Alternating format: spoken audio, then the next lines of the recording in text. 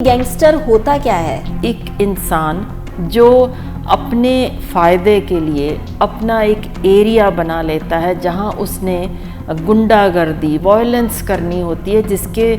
ज़रिए वो एक भय का, एक डर का ऐसा माहौल पैदा कर देता है कि सभी उसकी अधीनता मानने लगें, उसके डर के आगे झुक जाएं, वो अपने आप को ऊंचा कहलाना शुरू कर सके, जो कि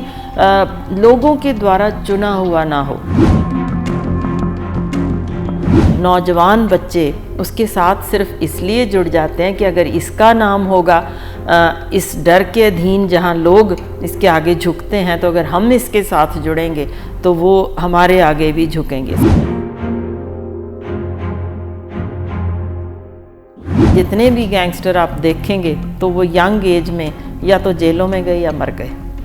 कारण यही कि वो अपना फ़ायदा निकाल के इनको फेंक देते हैं, मरने के लिए छोड़ देते हैं, क्योंकि उस समय तक तो वो जब उनकी शय के नीचे हैं तो कानून का उन्हें डर नहीं। पर जब सियासतदान को लगता है कि ये अब मेरे पे उंगली उठ सकती है तो वो गायब करा देते हैं। तो लड़कियां कैसे गैंगस्टर बनती हैं? असलियत की ज़िंदगी में भी एक नहीं, दो नहीं, सैकड़े होंगी जो औरतें भी इस तरीके से गैंगस्टर बनी, और किस तरीके का माहौल उन्हें इस तरफ ले गया। फूलन देवी एक बहुत एग्ज़ाम्पल है, जिसको 11 साल की उम्र में ही अधेड़ उम्र के बंदे के साथ ज़बरदस्ती शादी कर दी गई। किस तरीके 22 बंदों ने उसका फिर बलात्कार भी किया, किस तरीके वो गालियाँ सहती रही, तिरस्कार सहती रही, और आखिर में वो खड़ी हुई कि मैंने इसका बदला लेना है। और जिस तरीके उसने लिया वो सब जानते हैं।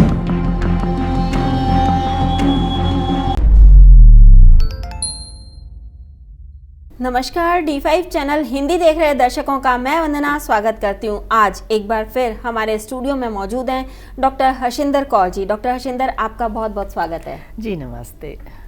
डॉक्टर हर्षिंदर, आजकल हम गैंगस्टर के बारे में बहुत ज़्यादा सुन रहे हैं, तो सबसे पहले आप हमें ये बताइए कि ये गैंगस्टर होता क्या है? देखिए, इसकी अलग अलग कंट्रीज़ में इसकी अलग अलग परिभाषा बना दी गई है, पर अगर ध्यान से हम देखें, जो कि अमेरिका क्योंकि one of the oldest ones है जहाँ से ये शुरू हुआ, या यूरोप के कुछ हिस्सों में जहाँ पे बहुत भारी गिनती में ऐसे गैंगस्टर हुआ करते थे, तो उनका एक ग्रुप बना होता था जिनका एक सरगना होता था। तो उसको उस समय में, जो कि 17वीं सदी में भी हमें इसके बारे में लिखा मिलता है, तो वो उस समय एक इंसान जो अपने फ़ायदे के लिए अपना एक एरिया बना लेता है जहां उसने गुंडागर्दी वायलेंस करनी होती है, जिसके ज़रिए वो एक भय का, एक डर का ऐसा माहौल पैदा कर देता है कि सभी उसकी अधीनता मानने लगें, उसके डर के आगे झुक जाएं, वो अपने आप को ऊंचा कहलाना शुरू कर सके, जो कि लोगों के द्वारा चुना हुआ ना हो। यानी एक ऐसा शख्स जो या तो डर नहीं उसको किसी कानून का,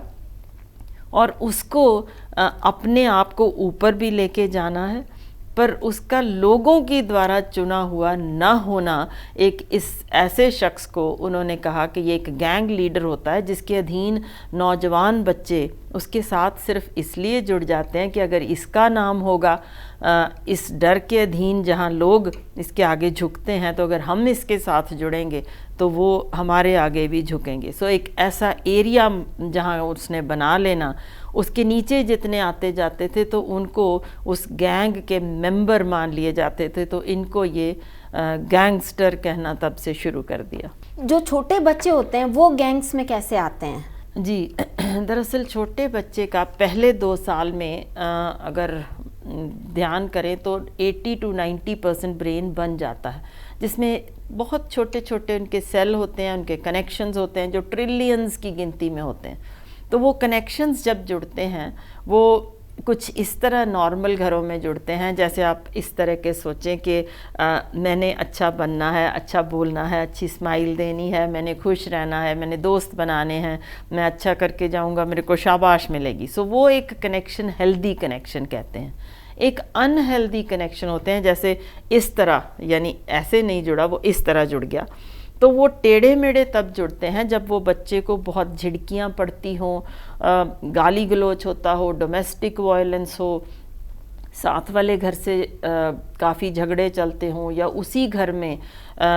कोई एक बड़ा जो उसके साथ शारीरिक शोषण कर रहा हो, या उस गली में कुछ ऐसी डिवीज़न हो कि बहुत ज़्यादा अमीर घर है जो वहाँ से गुज़रते इनको तिरस्कार की नज़र से देखते हों। यानी वो एक डिफरेंस इन सोसाइटी, वो चाहे ज़ात पात से हो, अमीरी गरीबी से हो, जिस भी तरह से जो एक तिरस्कार की भावना होती है, और उसके साथ पढ़ाई ना कर सकना, गरीब भी होना,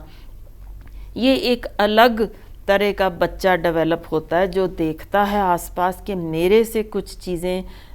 ले ली समाज ने, मेरे को दी नहीं, सो मैं इन चीज़ों को लेना है किसी भी तरीके से। तो उसने अपने को हीरो जब बनाना होता है, वो हीरो ढूंढता है कि कौन है जिसके लिए सभी जिसके आगे झुकते हों, बार बार जिसकी तस्वीर आती हो, जिसको लोग उसके टैटू बनाते हों, वो कौन है। तो वो ढूंढता है आसपास कि अच्छा ये है, जिसको मीडिया में देखा तो ये 72 घंटे एक ही बंदे की तस्वीर आती रही,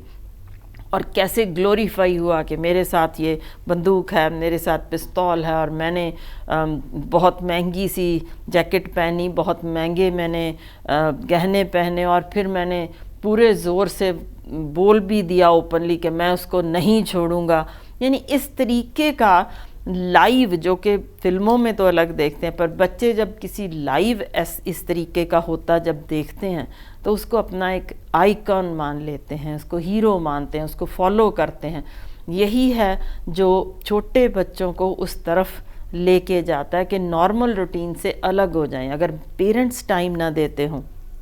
तो बच्चे इस तरीके घर से बाहर अपने रिश्ते बनाने शुरू करते हैं, जहाँ ये गैंगस्टर के बंदे ऑलरेडी होते हैं वहाँ, जिन्होंने ढूंढते हैं कौन बच्चा है जो घर से नहीं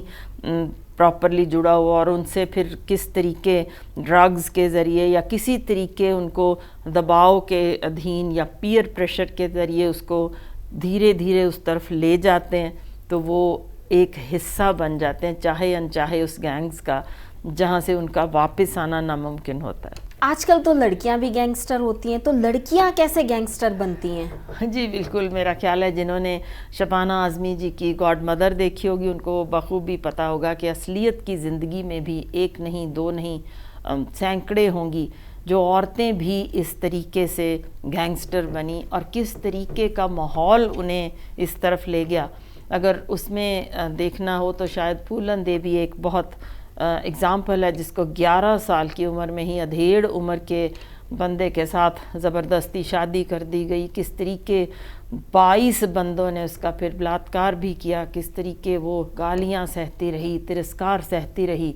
और आखिर में वो खड़ी हुई कि मैंने इसका बदला लेना है, और जिस तरीके उसने लिया वो सब जानते हैं।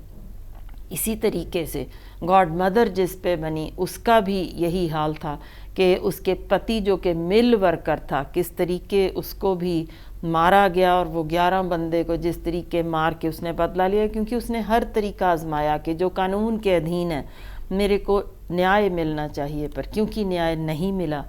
तो वो किस तरीके ग्रेजुअली फिर गॉड मदर तक बनी, जिसका कि आज तक नाम लेते हुए भी लोग कांपते हैं कि वो बड़ी ड्रेडेड थी, पर ये नहीं समझते कि वो क्यों मजबूर हुई, क्योंकि जिस तरीके ऐसी बेटियों का छोटी उम्र में बलात्कार होना, उनको न्याय ना मिलना, तिरस्कार मिलना, उनको जिस तरीके से लोगों की तरफ से फेंक देने की बात करना या उनको कूड़ा करकट तक कह देना, वो चीज़ें लगभग किसी को भी दो ही जगह जाने को मजबूर करती हैं, या तो खुदकुशी या फिर एक इस तरीके की वो ज़ख्मी शेरनी बन के आती है कि वो नागिन की तरह डसना शुरू करती है, जिसके आगे भय नहीं रहता। उसका एक ही टीचा होता है कि इन्होंने मेरे साथ जुल्म किया तो मैंने समाज से बदला लेना है। तो वो ज़रा सा भी कहीं भी इस तरीके से देखती है कि ह्यूमन राइट्स वायोलेशन हुई तो फिर वो सोचती नहीं, वो ख़त्म कर देती है उन जगहों को। सो इस तरीके से औरतें भी न सिर्फ भारत में बल्कि काफ़ी विदेश में, अगर ध्यान से देखेंगे तो अमेरिका में भी इस तरीके की टॉप लिस्टेड हैं, यूरोप में भी हैं, और भी अफ़गानिस्तान में भी उठी थी, और इसी तरह अलग अलग और दुनिया के हिस्सों में भी बड़ी तगड़ी इस तरीके की गैंगस्टर औरतें हुई हैं। गैंगस्टर बनने के लक्षण क्या क्या होते हैं? जी, दरअसल अगर हम देखें कि नॉर्मल हमारा बच्चा पढ़ रहा था और वो अब स्कूल से पछड़ने लगा, वो पढ़ाई नहीं ठीक से कर रहा, उसके दोस्त छूट गए हैं, अकेला रहना पसंद करता है, उसको गन कल्चर में इंटरेस्ट होने लग गया, खिलौने की जगह वो ढूंढता है कि मेरे को इस तरीके की चाकू मिल जाए, बंदूक मिल जाए, यानी इस तरीके की चीज़ें। और फिर ऐसी कंप्लेंट्स आने लगे कि वो पीटने लग गया लोगों को, अपने टीचर्स को नहीं रिस्पेक्ट दे रहा, और फिर वो माँ बाप के सामने भी बात कुछ इस तरीके की करे जो कि एंटी सोशल आपको लगे, या चीज़ें तोड़ने में वो ज़्यादा इंटरेस्ट करने लग जाए, नशा करने लग जाए, घर से देर रात बाहर रहे, या फिर उसको लड़कियों से भद्दी छेड़छाड़ करनी शुरू कर दे, या फिर वो आप अगर देखें कि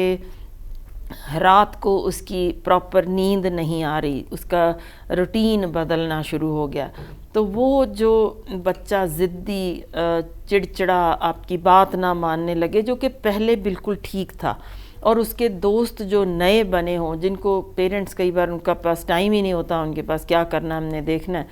तो वो पेरेंट्स के वो क्योंकि वो टाइम नहीं दे सक रहे, उसी टाइम में उसके नए जो दोस्त हैं, क्या वो कहीं कोई गैंग मेंबर्स तो नहीं हैं, कोई ड्रगीज़ तो नहीं हैं जिन्होंने उस तरीके के पीयर प्रेशर डालने के बाद वो ऑलरेडी क्योंकि ढूंढते फिरते हैं। तो इस तरीके का अगर चेंज इन बिहेवियर बच्चे में दिखे, या उसके साथ सेक्सुअल असॉल्ट हुआ हो, बहुत इम्पॉर्टेंट हैं ये चीज़ें उसको इमीडिएटली टैकल करने की, साइकेट्रिस्ट के साथ या चाइल्ड स्पेशलिस्ट के साथ बैठा के उसको समझाने की। अदरवाइज़ ये बिगड़ा हुआ बच्चा तो या तो फिर गैंगस्टर उनको मार देते हैं, उनको यूज़ करते हैं, ह्यूमन बॉम्ब्स की तरह वो हो जाते हैं, और वो इतने इनह्यूमेन हो जाते हैं कि उनको भी जब तैयार किया जाता है कि आपने शूट करना है, तो वो बच्चे जो बचपन से ही बिगड़े दिमाग के बन जाते हैं, जिनकी वो कनेक्शंस नहीं ठीक, तो वो उनसे ज़्यादा ख़तरनाक कोई चीज़ नहीं होती, क्योंकि उनको कोई अटैचमेंट नहीं होती। उनका काम ही ये है, उनको बताया हुआ है कि अगर ये नहीं किया किलिंग तो तुम भी मारे जाओगे। तो उनको पता है कि मैंने नहीं चलाई तो मेरे पीछे से एक और चलेगी, तो उसने करना ही करना है। सो इस तरीके के अगर हम ना उस समय ढूंढ सकें कि ये बच्चा बिगड़ रहा है, तो वो दोबारा वाकई आपको वापस नहीं ठीक रास्ते से मिलेगा। तो इस तरीके के लक्षण अगर जल्दी हम ढूंढ लें तो बच्चों को बचा सकते हैं। इसके लिए जिम्मेदार कौन है? जी देखिए, सबसे पहले तो पेरेंट्स, क्योंकि मैंने कहा कि वो दिमाग बन रहा है, तो उन्होंने क्या उसके सामने उसकी पिटाई की, उसकी बात नहीं सुनी, या सेक्सुअली वायलेट किया गया, या कुछ भी अगर उसको इस तरीके का बिहेवियर वो बच्चे को नॉर्मल डेवलप नहीं होने देता। इसी तरह जो आगे बढ़ेगा, क्योंकि ये एक मानसिक रोगी बन गया, उसके कनेक्शंस ठीक नहीं हैं, वो परमानेंटली डैमेज्ड हैं, तो उसको जो बाहर निकल के नेक्स्ट जो उसका कांटेक्ट होता है वो स्कूल में होता है। क्या टीचर्स ने समझा या जाना कि ये बच्चा नॉर्मल नहीं, या उसने सिर्फ ये कह दिया ये शरारती है, इसकी शिकायत कर देंगे, पीट देंगे, मार देंगे, तो उसको सही रास्ता नहीं मिला। तो पेरेंट्स ने भी नहीं ध्यान किया, स्कूल में भी गया, फिर वो और बिगड़ा। जब कॉलेज में गया तो वहाँ तो उन्होंने एक ही कहा, भाई आपने डॉक्टर बनना है, इंजीनियर बनना है, बिजनेसमैन बनना है, जैसे भी करना है बन लो,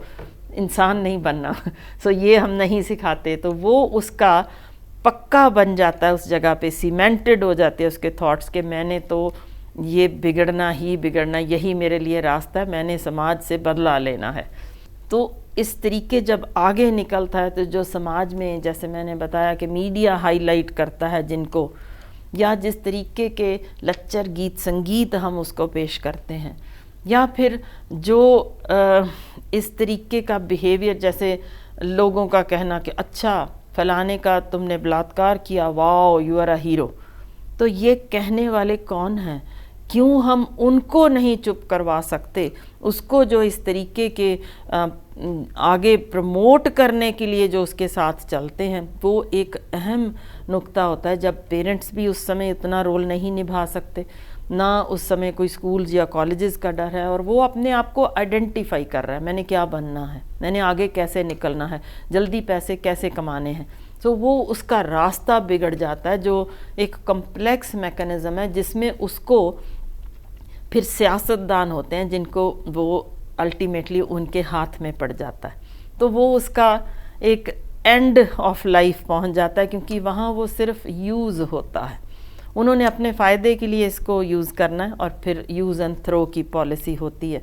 तो वो उसका, इसीलिए जितने भी गैंगस्टर आप देखेंगे तो वो यंग एज में या तो जेलों में गए या मर गए। कारण यही कि वो अपना फ़ायदा निकाल के इनको फेंक देते हैं, मरने के लिए छोड़ देते हैं, क्योंकि उस समय तक तो वो जब उनकी शय के नीचे हैं तो कानून का उन्हें डर नहीं, पर जब सियासतदान को लगता है कि ये अब मेरे पे उंगली उठ सकती है तो वो गायब करा देते हैं। यही कारण है कि वो बिगड़ता बिगड़ता बिगड़ता अल्टीमेटली ख़त्म हो जाता है। सो हमारे लिए ये ज़रूरी है बच्चों को बताना कि उनका एंड क्या है, कि वो ग्लोरीफाई हुआ तो देख लिया, पर अगर उनको वो बताएंगे कि देखो इस तरह मरा, गोली से मरा, फांसी पे मरा, इस तरीके से जेलों में हमेशा के लिए चला गया, अगर वो एंड दिखाएंगे तो शायद बच्चे इतनी जल्दी उस तरफ नहीं जाएंगे। डॉक्टर हर्षिंदर, आप यहाँ आई, आपका बहुत बहुत धन्यवाद। Thank you. अगले एपिसोड में अब से फिर मुलाकात होगी, तब तक के लिए नमस्कार।